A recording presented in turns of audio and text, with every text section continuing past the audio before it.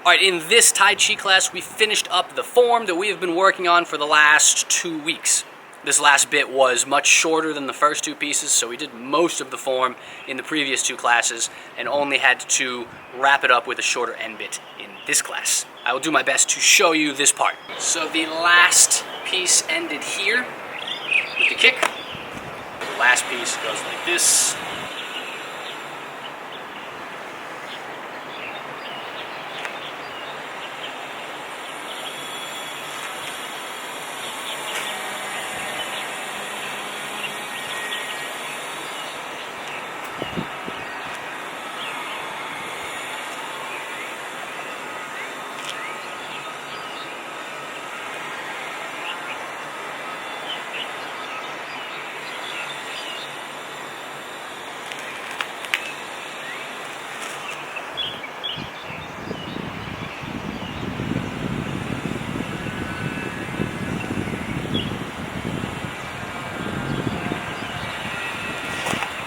So this is the front of wherever you started.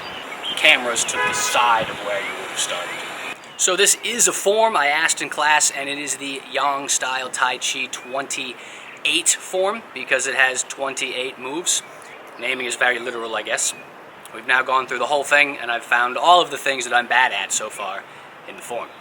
So I'm getting a little better at keeping my hands centered before the moves. I think I mentioned in a different video that most of the transitions between moves, your hands sort of come to the center like this. For example, when you come here and then you come out, or when you're here and you come down. But I always pull it across because I'm used to this sort of full body chamber from Tang Soo Do. I'm still often doing that full body chamber, but now I'm catching myself and fixing it. Whereas before I would stay in the full body chamber until I was told I was doing it wrong. So it's not where I want to be yet, but it's a step in the right direction. Some other stuff I need to start paying attention to, though, like I said before, is when the strikes happen. If they happen at the same time as the rotation, or if they happen after the rotation. Like I said, some of them definitely happen after. Like when you have this move, you do the rotation first, and then you bring the hand out. They're not coming at the same time. It's rotation, then hand. One of the moves at the end, where you're like this, and you shift forward as you pull your hand back and punch is similar. I'm not sure if the shift in the hand is first and then the punch happens, or if the punch happens as the shift is happening. They don't all seem to be exactly the same, so I'm gonna have to pay more attention. I have a lot of trouble with it because in Tang Soo Do, the strike usually comes with the rotation. For example, in Tang Soo Do, I would rotate and strike at the same time, so it looks like this. I would not rotate and then strike. But it's not the same in Tai Chi. The power is generated elsewhere from the stance maybe, as opposed to from the rotation. And I haven't quite figured out how to do that yet.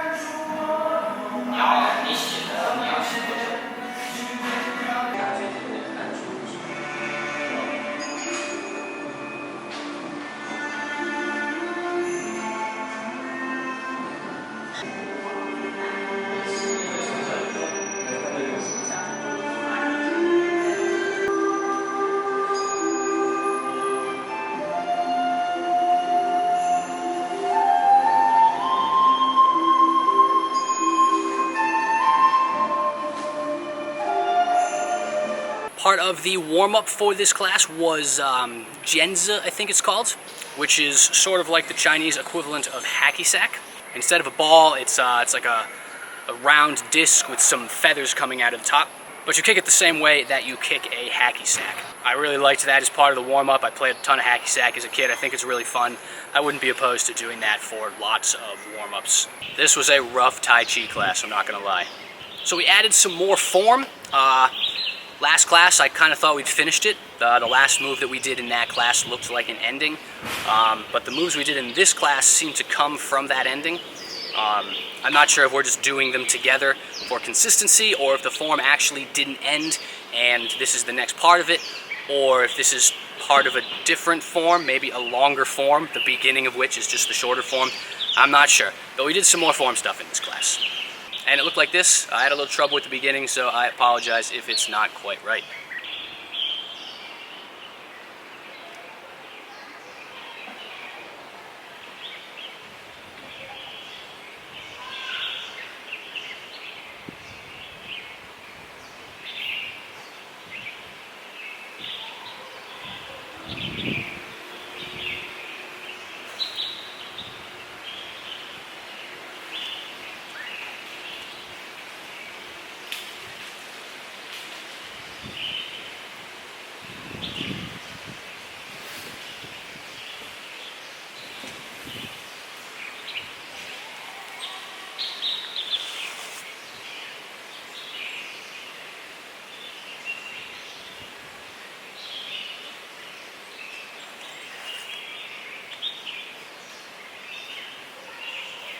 So the beginning part and the end part are both new, but the middle part is the same set as the first part we did. From here, and then around to the push, and then this part, and then the turn to here. Is all the same as in the first part. But the beginning bit and the end bit are both new, and I had a surprisingly large amount of trouble with both. Maybe not surprisingly, I have trouble with most of Tai Chi. So one thing I had trouble with was stances. So that first stance, I'll do it from the side, going this way. You step forward, and then as you shift forward, you switch and come out this way. I wasn't quite sure what this stance was supposed to be, how much I was supposed to turn my feet, maybe where my weight was supposed to be. I was a little confused by it. And the second one is at the end. Now I'm going the correct direction. From here, it turned into this. And this stance, when we initially did it, I thought it was pretty basic. It was just kind of like a cat stance, but with the heel instead, and my hands were out. But when the instructor did it, he sort of started with his hands in and then sort of shifted his weight and pushed the hands out, and I couldn't quite figure out how to do that weight shift. It looked good when he did it, but I couldn't quite figure out where it was, if I was supposed to rotate or anything. What I found is that the stances that are sort of similar to a stance that we have in Tang Soo Do, I have less trouble with. But when the stance is very different, I have trouble with it. Really confused by this stance though. It definitely started heel, but it was wherever that shift happened. Because I don't think he went down. Maybe he went down. Started and then sunk into it maybe. Maybe that's what it was. Started high and then sort of sunk a bit, but I wasn't quite sure where it was. I also had a bit of trouble with shifting my weight. So a lot of the moves, I think, you're supposed to sort of shift your weight and sink and then sort of move forward. For example, I come back, I sort of sink the weight onto my back leg, and then I sort of shift forward, moving the weight with me. Focused on that a bunch in this class, and I was having a lot of trouble. My knee was bothering me. If you haven't seen the JKD video where I talk about it, I hurt my knee a long time ago in high school, and it's never been right. I think there might have been a lot of left leg weight-bearing stances, so by the end of class, we started doing that weight shifting more. My left leg was already really tired, and my left knee was already starting to get a little aggravated. It's less of a problem when the weight initially goes to my right leg, and then I shift forward. But when it initially goes to my left leg, if we do a lot of it, my knee starts to... I'm hoping that if I strengthen the muscles in my left leg, hopefully that'll help stabilize the knee a little bit and make the problem less of a problem in the future. A couple other things that I needed to work on in class. One was elbows. I'm used to keeping my elbows pretty close to my body. I'm pretty sure that boxing sort of style keeps your elbows close, and Wing Chun keeps your elbows close to your body as well. But Tai Chi sort of keeps them out to be sort of round, and I have a bad habit of bringing my elbows in when I'm supposed to keep them out a little bit. I was also having a little bit of trouble when we were doing stance practice at the beginning of class. It's the Tai Chi stance, as I understand it. You're supposed to sort of be in a straight line, like you're hanging from something. Your butt's not supposed to be out, it's supposed to be tucked. But then you're supposed to sort of like sink your hips, I think, and then sort of pull your stomach in. And I was having a lot of trouble putting all of those together. Again, my Chinese was super limiting. The concept there, I think, is a little opaque. So with my not great Chinese, yeah, I gotta get better at Chinese, I guess. I also move my body too much. A lot of the Tai Chi movements, I'm pretty sure you're supposed to move at the hips, or you're supposed to be moving your arms, but not your upper body. That's just moving with the other parts of your body.